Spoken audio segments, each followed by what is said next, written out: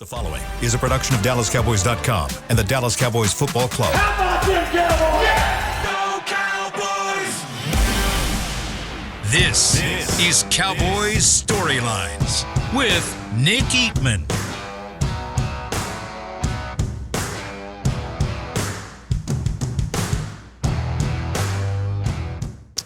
What is up? It is another edition of Cowboys Storyline, but it seems a little bit more special this time. We are finally back in studio. I've been talking about it the entire time at Oxnard. I said, don't get used to this. Don't get used to the guests and all that stuff, even though we got some really good ones, and we took advantage of that opportunity. We were able to go later in the day, had the guests rolling through. We ended it with Zach Martin and then Dak in the last two. That was great stuff. But like I've said all along, this is a fan show. This will be a fan show. I'm going to be here just to drive the bus. Bus driver is okay. We like that term. That's an okay term, and I don't mind doing it. Especially for this show. But I need you. I need the fans to call in. That's the one thing that's going to be different. See, that hits the storyline. That's part of it. That we and the text line. On the phone lines, we need both of them. So let's go through the numbers right now. 1-888-855-2297. I mean, be the first caller. Be the one. Call right now. 888-855-2297. And we're going to hit as many. We're not going to do it. No offense to Derek. We had a lot of people to talk about. A lot of people that needed to talk. By the way, what an awesome studio this is, right? I mean, I think I'm bearing the lead here 4 minutes in to not talk about how beautiful this is. And kept getting updates all the time saying, oh, it's looking great, it's looking great. Way better than I even thought this place could look. Super, super job by this whole team to get it ready here when we come back. So want to hear from you guys, 888-855-2297. Also on the text line, 817-290-3298. You guys have been using that throughout training camp. So I want to be able to hear from you guys on the text line as well. Twitter, well, I'll get the questions there. Also, so just whatever form you can send them in, please do. And so let's get to it like we always do, unless I have a caller. But like we always do. Let's talk about the storylines, and they're not as good as you would want them to be here after two preseason games, and that's always the key. The key is always to make sure that you get injury-free if possible, and that did not happen, obviously, against Seattle. DeMarvion Overshown, rookie linebacker, going to be out for the season with the torn ACL. Mike McCarthy will address this in a press conference here in about 2 hours, but that is the news. It's going to be that he is going to be out for the season. John Stevens, rookie tight end, is having a great camp. He was the Hendershot of this camp, maybe even better. I actually like a little bit more productive catch-wise, really tall, almost. At times, I mean, they wanted to list him as a wide receiver. That's how versatile he is. That's how dynamic he could be, and he still can. I mean, ACL injuries, they happen. Unfortunately, they happen all the time. And this team, the Cowboys athletic trainers do a great job of rehabbing players, and so it's early in the year. Obviously, I hadn't even started the season yet, so I would imagine both those guys can get back for maybe some off-season workouts next year and be ready to go. But a tough blow for both because, first of all, Overshown was going to have a big role, special teams, defense, as far as probably nickel and dime, and then John Stevens. Who knows where he would have kind of fit in, but I think he was definitely making the team, and so it's unfortunate that happened when it did. So that's where we are there with those two guys. Matt Waletzko, second year offensive tackle. He suffered a right shoulder injury. He's had some issues with the left side. Now he's got right shoulder, which you don't know if that's better or worse. I mean, on one side you'd like to say, well, at least it's not the same one, but then it's like, well, why are you having subluxations on your shoulders for both of them? So you wonder if that's something that is going to be a recurring thing. But it doesn't sound like from now, again, McCarthy will address this later, it doesn't sound like it will be a surgery situation for him. So that's a good thing. So we'll see what happens. But he was right now in the lead for your swing tackle. That's an issue that they have right now is swing tackle. They got to figure out who's after the top 5, especially with Tyron Smith being one of them. You never know how long he's going to stay healthy. You've got to have some other options there. So you kind of wonder what the backups look like. That is a situation that I wonder just where they're going to be headed there. So that's the injury front that we know of now. Hopefully there's not more.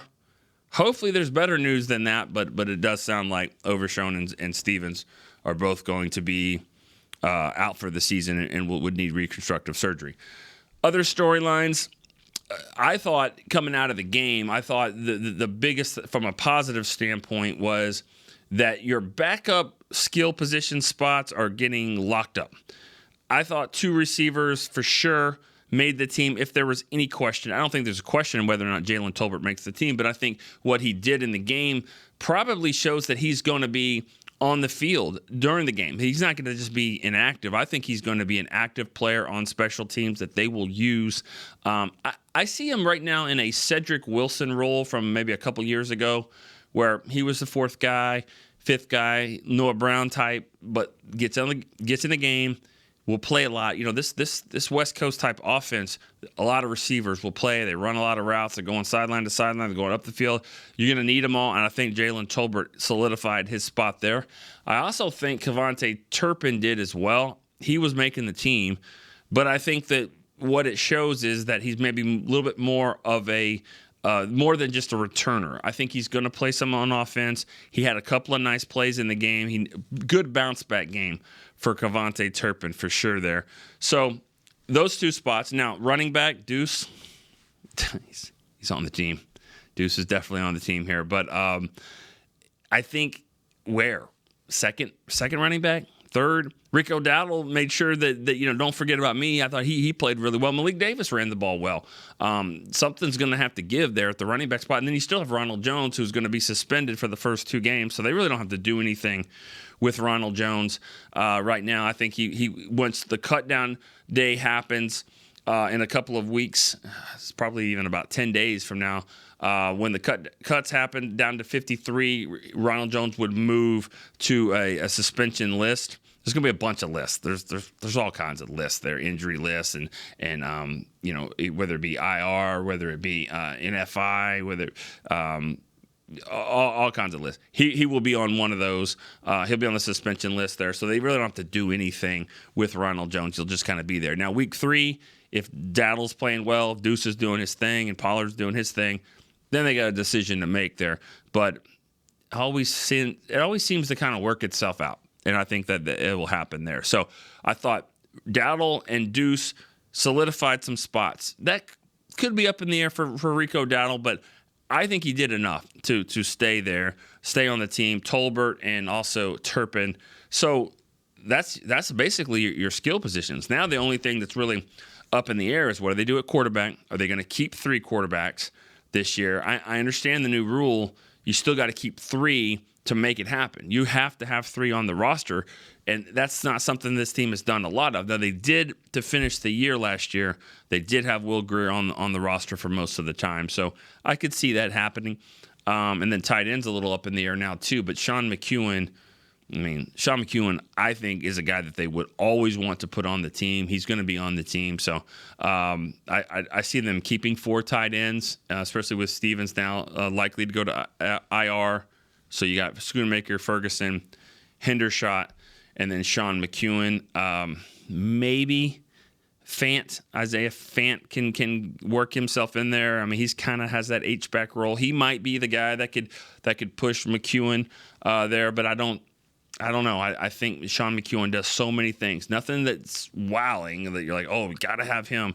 But it's the dirty work stuff that's kept him on the roster, and those are the things that this coaching staff really, really loves, plus special teams as well. All right, got some questions here. Again, waiting for the calls here.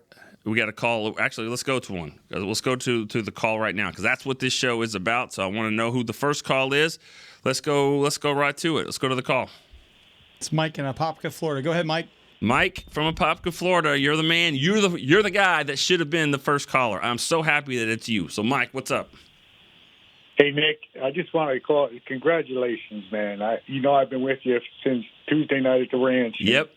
You inspiration, truly. You've done a great job and deserve everything you got coming to you. Thank you, Mike. I mean that. You're one of the old G's. So there's no doubt that you should have been the caller. I'm glad that it's you. What's up? Thanks, man. I appreciate that. Question, this year, the offseason, the front office brought in some veterans, maybe a little different than in the past, that, had a proven track record, that have won Super Bowls like Gilmore and Cooks. Do you think that is going to impact the locker room enough to make a difference to really put these guys over the hump? Because in the years past, I'm not sure if they had that on the roster to help these guys along when these big-time playoff teams came along. Yep. Thanks for the call, Mike. Appreciate that. Good question. And I agree. It's got to be the right veteran, not just a veteran who's been in the league and is a good player still. It's got to be a guy that is a good player, he's been in the league, and he's comfortable with himself and his role to share it with others. And I say that because when we interviewed Deron Bland, he said that Stephon Gilmore has helped him, and so did Trayvon Diggs. He's helped him in a lot of ways. So not only are you getting a good corner, but you're getting a guy that can help Diggs and Deron Bland. We all know what Brandon Cooks is doing for Jalen Tolbert. That alone, so it's more than just one player that you're getting in. You're getting guys that are saying, hey, I'm going to come in here. I'm going to help this whole room, this whole receiver room, the whole cornerback room. And so if you're getting more than just one guy, that alone is, and what that does is then the other veterans see that and go, man, this guy's new. Brandon Cooks is new, but he's also a leader. I've been here 5 years. I should be a leader. I'm not talking about anyone specifically. I'm just saying I think veterans see that and go, wow, he's a captain or he's a leader. I can be like that too. So that's important. I think that alone right there is probably one of the biggest things that they've done.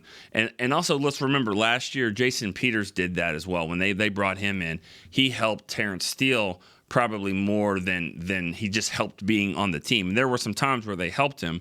And I know his name has come up a little bit here lately, and we'll see if that's something the Cowboys would want to do. I know sometimes the flip side on guys like that is if they're progress stoppers. And a progress stopper obviously would be somebody that just wouldn't be helping these young guys or plays and the other guys are just have no room to grow. But like you could say that Brandon Cooks was a progress stopper to Jalen Tolbert, except for he's taking him under his wing and he's saying, hey, you're the guy. We can do this together. And I think now you got two really good players instead of one. Let's go back to the phone line again.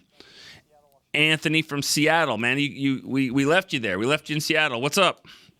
You did, man, but you know what? It's all good. I had a good time. I finally got a chance to meet you guys, man. I specifically met you, but I just want to tell you again, Nick, man, appreciate the work.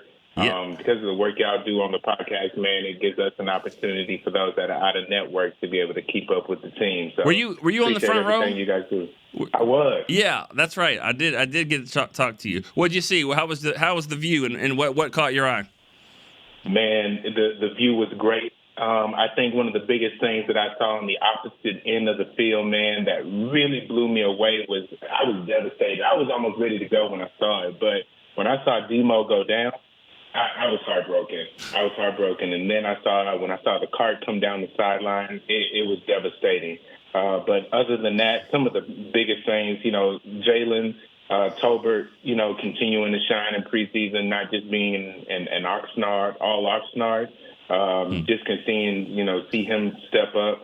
And then I'm not surprised by Deuce anymore. And I think they should have just put him on the bench and just, hey, man, can we bubble wrap this guy? We don't need the league to see any more of what he's doing, man, because this guy is going to be amazing for this football team. Yeah. So, those are some of the things that I've seen, man. But okay. I wanted to ask you, Nick, with Demarion's injury, who do you think – I mean, obviously it's going to be difficult to replace that man, but who do you think could step in and make an impact, or kind of serve in kind of the role that he was doing, just all over the place. I kind of thought about Marquise Bell. I know DQ always got things up his sleeves, but I wanted to ask you, who do you think you could see serving in that role, man? I'm going to hang up, and I appreciate you taking my call. Yeah, good to hear from you, Anthony. Good stuff. Yeah, I did get a chance to meet him there on the sideline. Great stuff. Probably going to be a little quicker. That's one thing we got to pace. Pacing is big in this West Coast offense. Same with StoryLine. Got to go pace. But he had a lot to say. Love it. I love the stuff. What I was trying to do was also find. We got some good text line questions on that, so I was going to try to piggyback at an 817 text message. Said this didn't have his name. Also another from 703 asking about, do you think Jabril Cox? Do you think Marquise Bell? So kind of what Anthony said in the caller. Those two guys, could they have that role? And that's Marquise Bell is interesting there because he has that safety position. He made 10 tackles the first game. He was pretty active in the second game as well. Wanye Thomas is trying to kind of have that role. He seems like more of a safety. But man, he was definitely hitting. Maybe a little too much talking. That's an unfortunate penalty. But I do think it'll be a combination of those guys. And don't forget too, Israel Mukuamu in the playoff game against Tampa. He had a role where he was playing the center of the field and kind of like a linebacker. I hate to say this, but it's true. I think it confused Tom Brady to think, Mukuamu's presence confused Tom Brady, but it did. I mean, he had like 3 pass deflections. Just that length there in the center of the field is not something that Tampa Bay was ready for. So it's going to be things like that probably every week. It's tough for Overshown. I mean, that is a big blow. But I don't think that it's something that they can't overcome. But definitely those two guys right there, that would be an issue. And going back to the injury though on Overshown, when we saw the cart, I remember being told, I was doing the sideline reporting for the game, and I was told, hey, he's going in on the cart. It could be precautionary. It's preseason. You never know. And I was like, okay. So I was optimistic, and I looked at one of the trainers that came out. And he just kind of looked up at the scoreboard, and he had this look on his face, and I said, that doesn't look good to me. That maybe there's more to it, and obviously there was. All right, we're going to take our only break. I'm used to hearing first break, second break. We're taking our break on this show really quick. We'll be right back with some more questions and calls on Cowboys Storyline. Todd thought it would be secure to jog in the cheetah savanna. Todd believed the big cat repellent he bought online was reliable.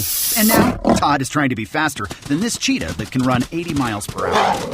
But the good news is, Todd has AT&T 5G that is fast, reliable, and secure. And he learned the best thing to do is stop running and toss her the backpack with the beef stew. AT&T 5G. Fast, reliable, secure. It's not complicated. 5G requires compatible plan and device. 5G may not be available in your area. See att.com/5G for you for details. Cowboys fans, after that move, we've just coined the term Rowdy Replay. Let's roll back the tape.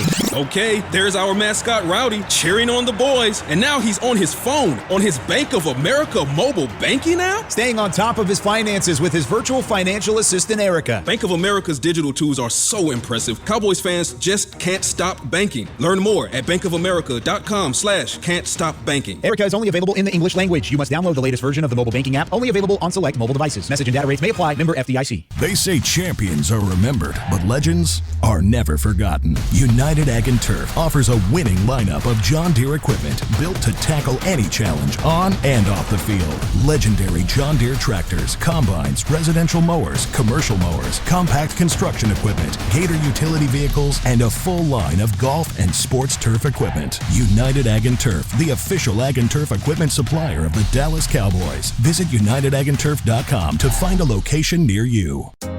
Hey Cowboys fans, ready to spice up your next watch party? Bring Yo Quiero guacamole and be the game day hero. Yo Quiero means I want, and we know you want great, fresh-tasting, ready-to-serve guacamole for your home gating and tailgating events.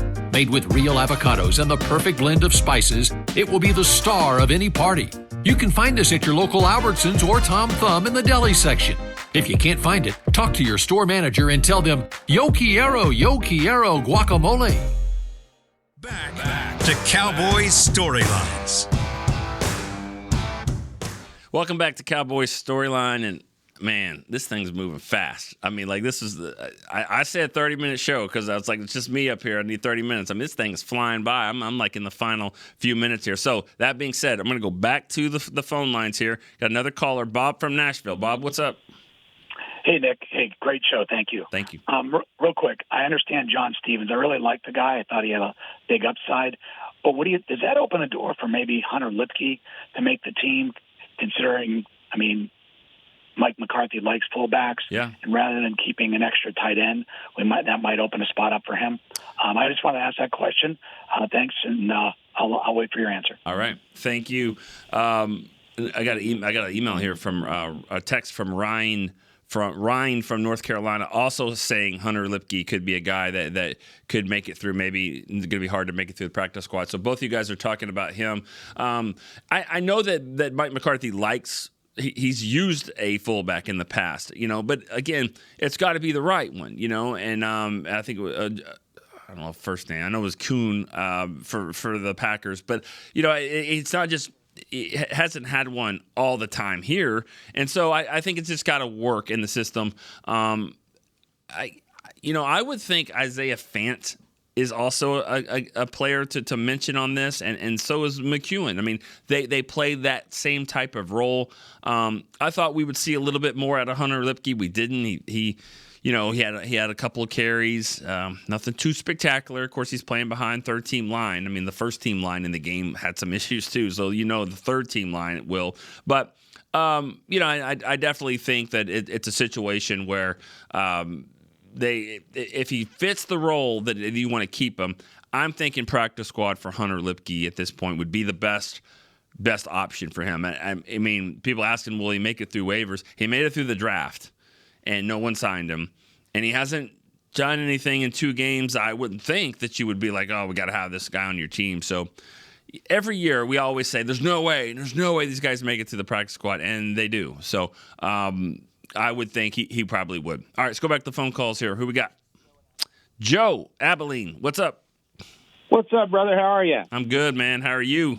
Good. I'm actually from Stanford. I think you might know a couple of people from Stanford. I know a few people from Stanford. My wife is from Stanford. I know, I would say half the town. I mean, with some way, I would probably either know or met them. What's going on? Oh, not. I went to high school with Julie. I didn't want to just out and say unless you were going to say something. That's okay. What's up? Well, I wanted to talk about our linebackers. Do you think that Cox and Harper are both going to make it now that we've lost Overshown? Yeah, I do. Thanks, Joe. Thanks for the call, and go Bulldogs over there in Stanford. I do think that Jabril Cox was going to make it, and Devin Harper. See, Devin Harper's such a special teams guy. I think that he would definitely make it for sure. Now, I'm trying to think numbers wise. You got Leighton, you got Damone Clark. I don't even want to call Mike a linebacker anymore. I mean, I really don't even see that happening. But Harper and Cox, you might have to get a veteran in here, but I think that they probably will. So I think those 2 guys are safe. Harper, this probably helps him. If he was ever on the bubble, this might help him a little bit there. All right. Let's go to some more questions here. I got Cody from Springfield, Missouri.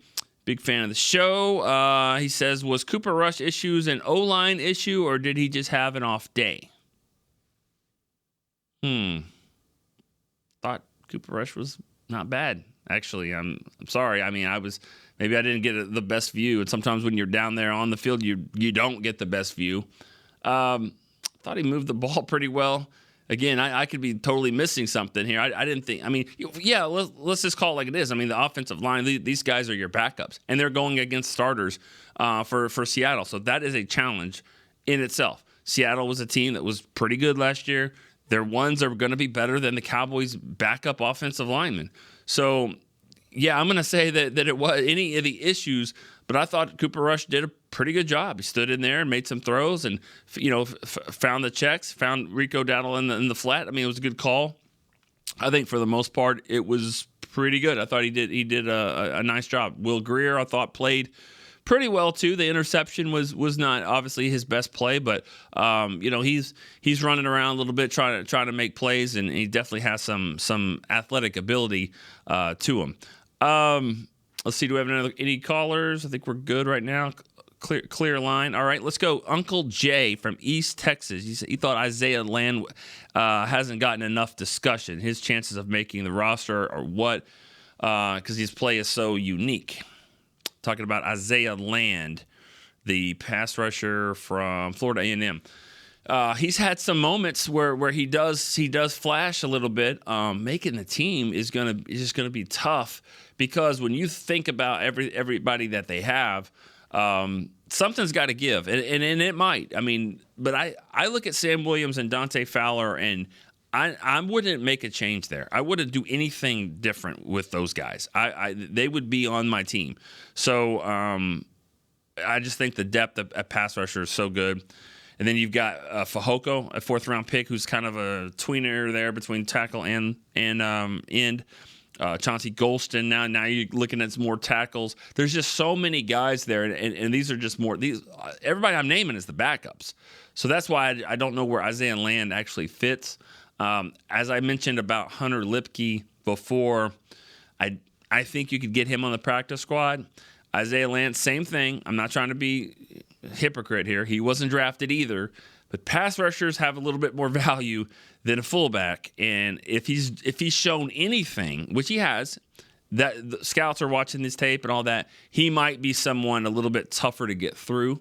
So we'll see. We'll see about Isaiah Land making it. I think that's going to be a challenge for him to make the team, but I think he certainly could.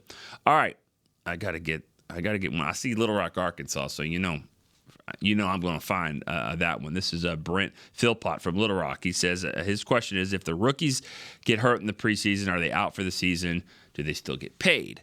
They do. They have what they call a split contract there. So when you go to IR as a rookie, it's basically a split unless your contract is guaranteed for overshown. Third round picks are different. It's kind of a complicated thing. If you've noticed the last few years, third round picks are always the last ones to sign. I think this year they got through that without any issues. But in the past, it's always, there's something about this offset language which would come into play with injuries. So don't hold me to that exactly on what it is with Overshown. Usually, though, with a guy like Stevens, he'll probably get he would probably have a split contract is what he is. But once you go to IR, if you get moved to injured reserve, during the cuts, it'll happen when they cut the roster down next week. Then he's on injured reserve for the entire year. Now they obviously do have the spots of IR to return. It hasn't happened yet since I've been covering the team. A guy come back from ACL. I want to say maybe J.J. Watt or somebody did that for another team, but I don't know. I don't think that would happen this year. I think you'd probably be on injured reserve for the entire season. So, all right, let's get one more question here before we leave here. This is from the text line from 970. I'm sorry, Derek. Is Derek from Colorado? As he puts his name. I appreciate that too. And when you send in these texts, if you can put your name in there, that would be real helpful. I'd like to give you a shout out on the air. All right, was anyone disappointed in Eric Scott's play? I don't like what I've seen. I didn't like what I've seen because for the most part he's been pretty good. Now, hey, Drew Lock, it was a great throw. Jackson Smith and Jigba beat him, which you would expect. Great, but Scott did kind of look lost in the process of doing that. So yeah, I mean, if anyone thought Eric Scott could come right in and go, oh well, he's got this guy and he'll cover him like a glove and all that. He did some nice things on Tyler Lockett earlier in the game as well. So I like Eric Scott. I really do. I think he's going to be a good player. He might be a guy who makes the team and is inactive most of the time. It wouldn't surprise me if that's the case. But they really saw something in him. If he wasn't picked in the 6th round, who knows if he would have been picked at all. But they had a really, really strong evaluation of him. And I think he's done a pretty good job. And if you've talked to him a little bit, like I got a chance to chat with him just for a little bit, I like his demeanor. I like him. I think he's got it figured out. Smart kid. he's gonna be a good player. I really do. So I wouldn't be too worried about him. If he has to go and play against first-round draft picks and stuff right now, he's probably not ready for that.